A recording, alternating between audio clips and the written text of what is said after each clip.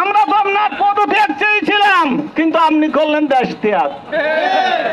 সুতরাং যারা একবার পতিত স্বৈরাচার, তারা ফিরে আসার সুযোগ হয় না, কথা মনে রাখবে। আলজেরিয়ার আবু মুহাদ্দিন পালিয়ে গিয়েছে, আসতে পারে নাই। আফগানিস্তান থেকে চলে গিয়েছে, আসতে পারে নাই। ইরানের শাহ পালিয়ে গিয়েছে, আসতে পারে নাই। আর আপনি আসার জন্য এখন সিঁদেল গাঁথ করার চক্রান্ত করছেন, মনে করছেন আসতে পারবেন। সিঁদেল চোর যারা ছিল, সিংগাত কুড়ি যারা চুরি করত, গাত করে প্রথমে এর একটা কালো পাতিল ঢুকিয়ে দিত, যাতে গিরি চেতন থাকলে এটার উপরে মারে। এখনো আওয়ামী লীগ সেই কাজ করার জন্য চেষ্টা করছেন। আজকের এই সভা প্রমাণ করে দিচ্ছে বাংলাদেশের মানুষ 24শে জুন সালের 5ই আগস্ট যেরকম চেতন ছিল, আজকে তার চেয়ে বেশি সজাগ হয়েছে।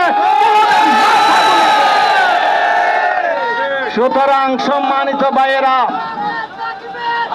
আমরা স্পষ্ট করে বলতে চাই, শুনেন, আমি স্পষ্ট করে বলতে চাই, আওয়ামী লীগের বাইরে যেই নেতা কর্মী ফেলে পালিয়ে যায়, এরা নেতা নাকি তেনা?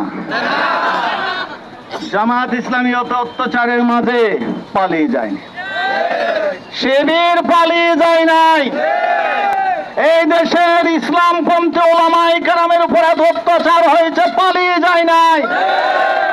আপনি কেন পালিয়ে গেলেন? পালাই তো চোর ডাকাত, পালাই তো খুনি, পালাই তো সন্ত্রাসী।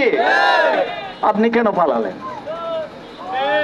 এর একমাত্র কারণ আপনি এত বেশি পাপ করেছেন, এখানে থাকার সাহস করতে পারেন। পালিয়ে যাওয়ার আগে এই দেশের মানুষের উপর কিভাবে নির্যাতন নিপীড়ন চালিয়েছিলেন আপনাদের জানা আছেন।